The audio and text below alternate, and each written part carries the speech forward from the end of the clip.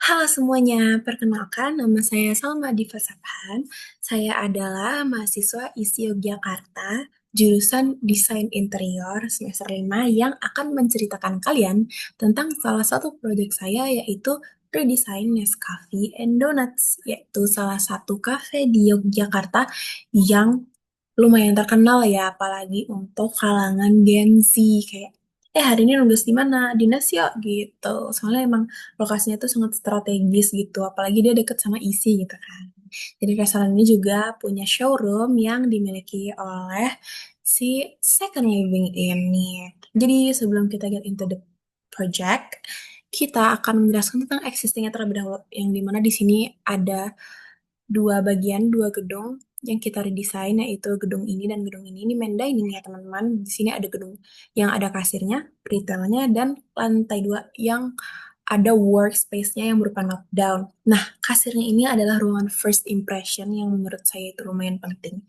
Jadi di sini kalian akan langsung melihat rorotian dan kalian melihat tempat duduk. Di sini kalian tahu setelah kalian masuk sini kayak, oh, ini tema interiornya itu tropikal gitu loh, karena sangat banyak tanaman ya teman-teman. Terus kalian akan dibawa ke retail yang dimana banyak sekali barang-barangnya, dan menurut saya letaknya itu sometimes tidak sesuai kategori. Jadi pengkategorian dari barang-barangnya itu sangat kurang ya, karena kayak tiba-tiba ada barang ini yang letaknya di kategori yang bukan barang ini gitu. Jadi sebenarnya kalian ketika masuk kasir, kalian bisa aja keluar lagi ke arah sini kalau kalian mau memilih tempat duduk. Cuman sometimes, seringnya kita tuh langsung dibawa oleh desain untuk kita pergi ke retail aja, karena kita harus lewat retail untuk pergi ke main dining.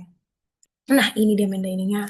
Jadi mandaininya ini terbuat dari kayu ulin ya, teman-teman. Jadi itu kayak konsepnya kayak rumah kayu, which is very cool.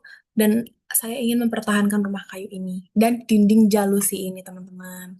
Nih, dinding jalusi ini berupa kayak jendela, tapi dari kayu gitu, teman-teman. Nah, ini workplace-nya, workspace.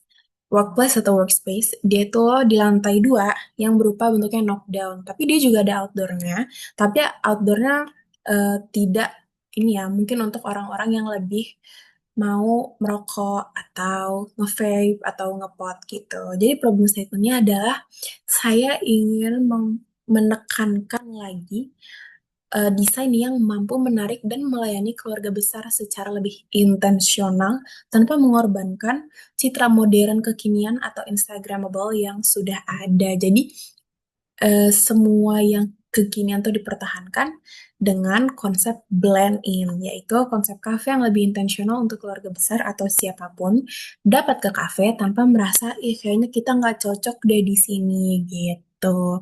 Jadi kayak, ih gimana kalau kita pulang aja nih, kayaknya lebih oke untuk Gen Z deh gitu. Jadi kita tuh tidak ingin itu terjadi gitu. Dengan target user group of friends, couple, terus ada terserah kamu mau sendirian terus kamu mau nugas, big family ataupun small family. Jadi tetap kita mempertahankan Gen Z itu karena this is business gitu ya. Terus ini dia mood boardnya, saya pertahankan juga konsep tropikalnya dan kayu-kayuannya, hanya mungkin dengan finishing yang lebih berbeda gitu. Tapi tetap kayu, cuman lantainya saya mau ubah ke tegel karena terasa lebih homey gitu kan, which is itu target kita yaitu keluarga. Nah, ini untuk kasirnya tetap tetap ada untuk si bakery-bakery itu. Terus untuk ke dapurnya bisa dilihat juga untuk aroma si rotinya ini bisa tercium gitu oleh pelanggan atau oleh customer gitu ya. Jadi kayak, enak banget. Ini langsung first impressionnya gitu. Nah, ini retailnya saya kategorikan, yaitu flow-nya itu dari aksesoris, fashion, home and comfort, kitchen, pastry, terus sen terakhir di dekat kasir. Atau lebih tepatnya sen itu diletakkan di kasir gitu loh. Dan kitchen and pastry di belakang karena cenderung orang-orang yang ingin membeli, nah di sini nih, kitchen and pastry itu pilihnya lama gitu kan. Jadi yang lebih serius tuh diletakkan di sini, terus aksesoris di sini, fashion di sini. Nah, ini tuh sebenarnya Instagramable spot juga karena Gen Z ini punya kebiasaan yaitu mirror selfie Terus kalau misalnya terus dimasukin deh ke Instagram gitu. Terus ini ada main diningnya, which is kita pakai bangkai table gini. Terus ada juga tempat duduk untuk jadi bayi gitu ya, bisa diletakkan di sini. Terus eh, ini untuk family, yang misalnya semua family gitu. Terus, nah ini bisa kalian lihat ya teman-teman. Bisa yang untuk berdua, ada yang untuk berempat. Jadi ini ruangannya bersifat fleksibel ya. Desain yang saya rancang ini bersifatnya fleksibel karena mejanya kotak. Dan karena dia kotak, jadi bisa dipisahkan atau bisa digabung. Jadi bisa diputar juga. Jadi eh, tidak terpaut harus kayak gitu gitu. Terus ini workspace-nya yang dimana di lantai 2 yang sangat cocok untuk keluarga besar yang misalnya lagi ada acara wisuda atau ada yang ulang tahun gitu. Kalaupun bukan keluarga, it's okay, it's fine. Maksudnya kayak a big group of customer gitu ya. Dengan workspace indoor yang tetap saya pertahankan ya, kegunaannya yaitu untuk si pekerja kantoran atau budak korporat ya kalau kata teman-teman, kalau kata Gen Z gitu ya.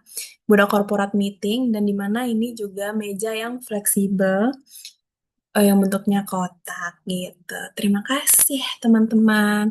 Itu tadi presentasi saya mengenai Nescafe and Donuts.